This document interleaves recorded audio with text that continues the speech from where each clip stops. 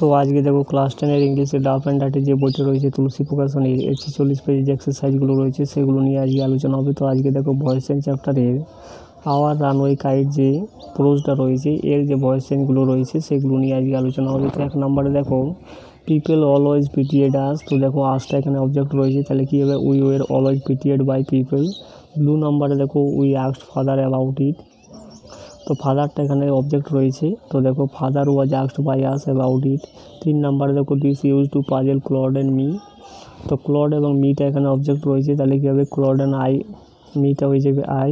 Use to be puzzled by this. 4 নম্বরে দেখো boy on the mainland showed Claude how to make them. তো দেখো ক্লডটা এখানে অবজেক্ট রয়েছে, তাহলে কী হবে? Claude was showed how to make them by a boy on the mainland. অর্থাৎ সাবজেক্টটা কিন্তু এখানে রয়েছে বয় অন দ্য মেনল্যান্ড।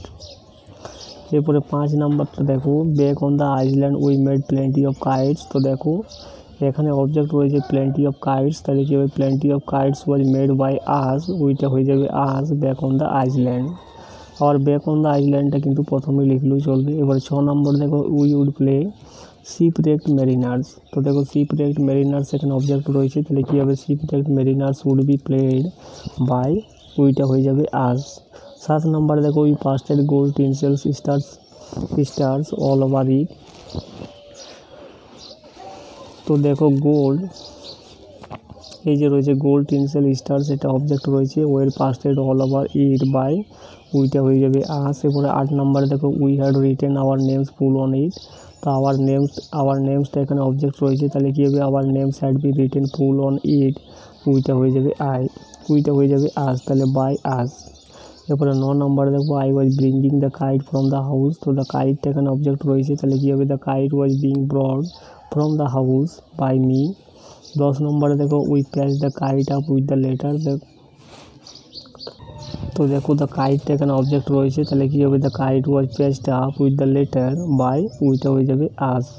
11 নম্বরে দেখো he could not find his sister. তো হিজ সিস্টারটা এখানে অবজেক্ট রয়েছে, তাহলে কী হবে? His sister could not be found, আর হিটা হয়ে যাবে হিম, তাহলে বাই হিম।